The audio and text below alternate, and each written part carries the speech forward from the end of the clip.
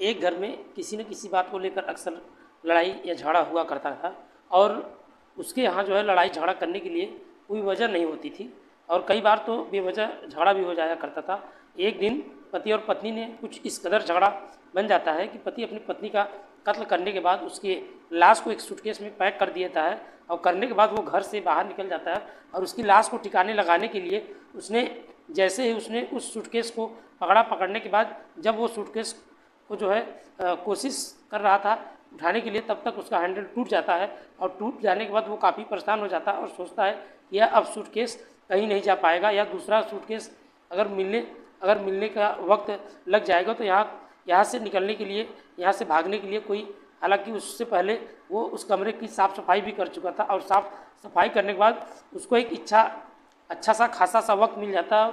उस वक्त मिलने के बाद वो वहाँ से निकल जाता है और लगभग 700 किलोमीटर दूर पहुँच जाता है। 700 किलोमीटर दूर पहुँचने के बाद उसको ख्याल आता है कि ये लाश है। अगर घर वालों को, परिवार वालों को, पुलिस वालों को या आसपास के लोगों को, जितने भी 8 दिन के बाद 10 दिन बाद ये अगर लाश मिलेगी तो पूरी तरीके से ख़राब हो जाएगी, सड़ जाएगी।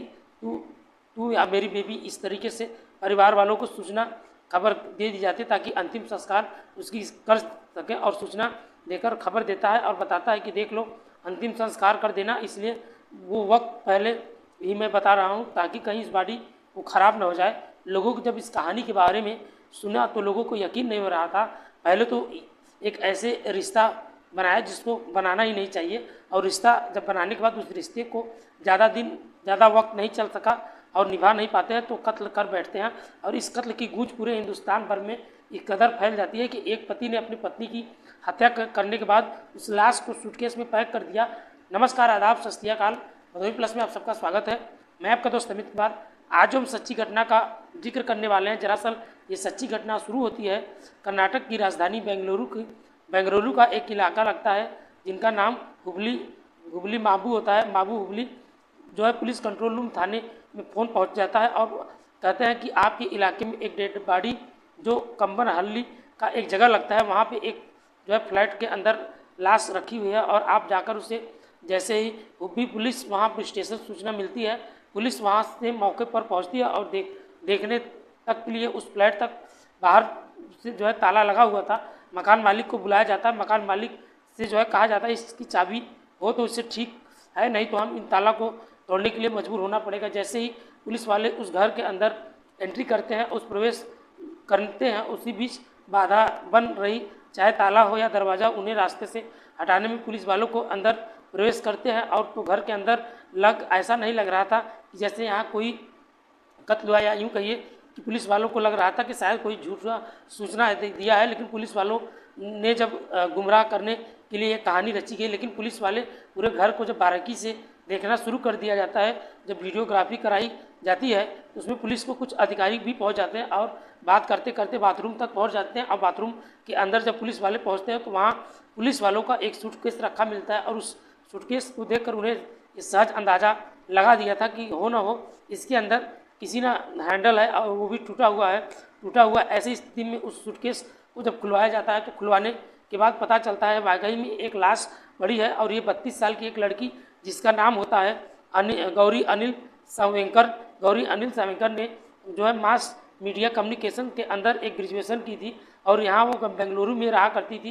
वो रहने के बाद वो महाराष्ट्र की होती है और उसकी हिस्ट्री खंगाली जाती है और कहा जाता है कैसे इसकी लाश या कैसे पहुंची। एक तरफ पुलिस ने जब उसकी लाश को पोस्टमार्टम के लिए भेजा तो भेजने के बाद पोस्टमार्टम में पता चला कि 2 चाकू उसके गर्दन पे मारे गए थे और साथ ही एक चाकू उसके जो है पेट में मारा गया था। और जब इसकी हत्या कर दी गई थी, हत्या करने के बाद लाश सूटकेस में के अंदर पैक कर दिया गया था। डॉक्टरों की रिपोर्ट के माने तो बताया जाता है कि दरअसल जो महिला कई घंटों तक सूटकेस के अंदर पैक थी, वो जो है उसके बावजूद भी जिंदा रही थी, लेकिन सही वक्त और सूचना मिल जाती तो शायद इसकी जान बचाई जा सकती थी। लेकिन जब पुलिस वालों को यहाँ से सूचना मिलती है तो वहाँ पे इस तरह से जो है चैन बनाना शुरू किया जाता है और चैन बनाने के बाद पुलिस ने उस नंबर को तलाशना शुरू कर दिया। सबसे पहले पुलिस जो है सूचना लीक हो जाती है। दरअसल उस व्यक्ति का नाम, पता और पुलिस ने ढूंढने की तमाम कोशिश की। CDR भी निकलवाया गया।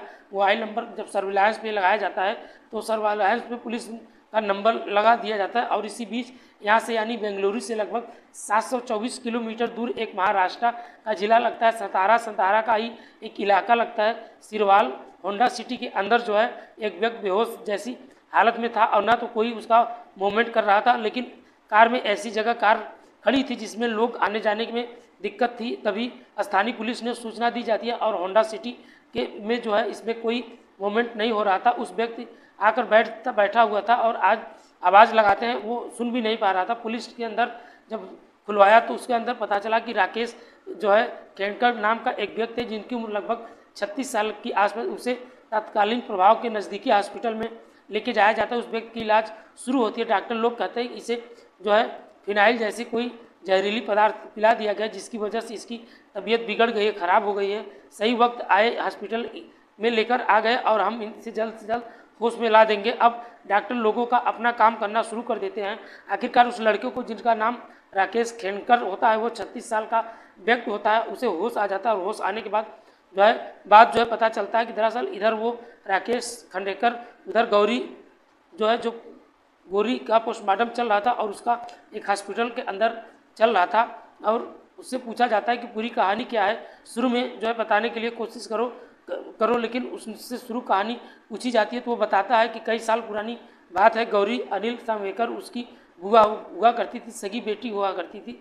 बुआ बेटी घर में पढ़ने के लिए आया करती थी, यानी वो अपने मामा के घर पढ़ने के लिए आती थी। मामा का एक बेटा जिसका नाम राकेश खेड़कर होता है। ये दोनों एक दूसरे के साथ इतना खुश रहते थे कि उन्होंने हर बात एक दूसरे का पसंद आया करता था और पसंद आते आते वो कब इन दोनों एक दूसरे को जो है पसंद कर लेते हैं और दोस्ती प्यार में इस कदर जो है रहने लगते हैं कि घर वालों को लगभग 4 साल तक एक दूसरे के साथ लिव इन रिलेशन में भी रहते थे। लेकिन घर वालों को ये बात जब पता चली कि दोनों भाई बहन हैं, जो मामा मामी का एक फूफा फूफी और ये दोनों एक दूसरे के साथ ऐसे रहते हैं तो जैसे पति पत्नी।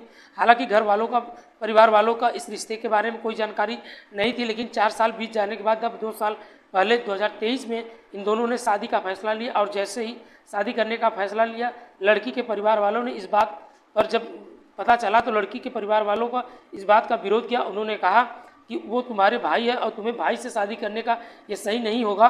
लेकिन जब लगातार दबाव बनता जा रहा था तो दोनों की तरफ से आखिरकार घर वालों जब टूट जाते हैं और घर वाले को जो है इसका कोई ज़्यादा इन्वॉल्वमेंट नहीं हो पाता, लेकिन इन दोनों का शादी कर लेते हैं। और शादी के आखिर बाद इस लड़की तो पहले तो वो घर में पढ़ाई के हिसाब से आया करती थी, लेकिन बाद में वो लड़की इसी घर में अपने से ऐसे रहा करती थी जैसे बहू की तरह, क्योंकि वो शादीशुदा हो चुकी थी। उस वक्त धीरे धीरे बीत रहा था। अनिल के माता पिता और उस लड़की के यानी जो गौरी कि किसी न किसी को लेकर विवाद होता रहता था और इस बात को लेकर जब विवाद होता था तो यह राकेश अपनी पत्नी गौरी को समझाने कर कोशिश करता था, लेकिन उससे समझ नहीं आता था।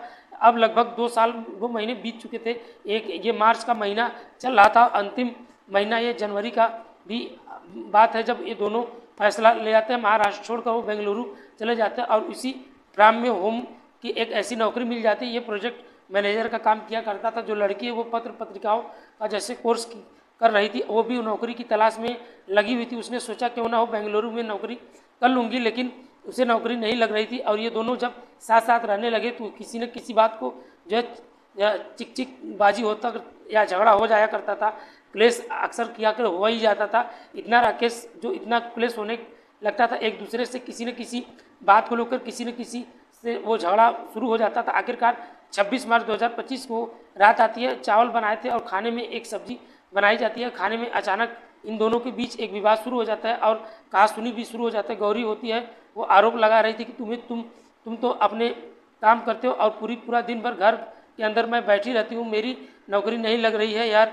मैं इतना परेशान हूँ बहुत ज़्यादा। इस बात को देखते हुए वो कहासुनी हो जाती है और ज़्यादा हो जाती है। इस लड़की को राकेश खेड़कर अपनी पत्नी गौरी को एक जमा थप्पड़ मार दिया था और करने के बाद उसे गुस्सा आ जाता है, अपनी पत्नी को वही चाकू उठाता है और फेंकने के बाद वो राकेश की तरफ जैसे ही मारती है, जैसे ही वो राकेश उसे चोटिल हो जाता है। हालांकि कोई बहुत गहरा जख्मी नहीं हुआ था, लेकिन वो बहुत बुरी तरीके से चोटिल भी नहीं हुए थे। लेकिन राकेश को यह बात बहुत ज़्यादा अकड़ती चली गई और ख़राब भी लगी। उसने उसी चाकू से इतनी ज़ोरदार उसके पेट में मारा, उसके बाद वो निकल कर 2 बार गर्दन भी मारा और गर्दन मारे बाद वो बेहोश होकर गिर जाती है। और इस जगह पे वो झगड़ा था, जो कमरा था, वो कमरे में झगड़ा होने के बाद वहाँ से वो चोटिल हो जाती है और उसके बाद बहुत ज़्यादा गहरे में जख्म में हो जाती है, ब्लड बहने लगता है। कुछ देर बाद उसकी लाश एक सूटकेस के अंदर पैक कर देता है और सूटकेस के अंदर पैक करने के बाद लाश को वो बाथरूम में ले जाकर चला जाता है और पूरी घर की साफ सफाई करता है। साथ ही सफाई करने के बाद अपनी पत्नी के पास जो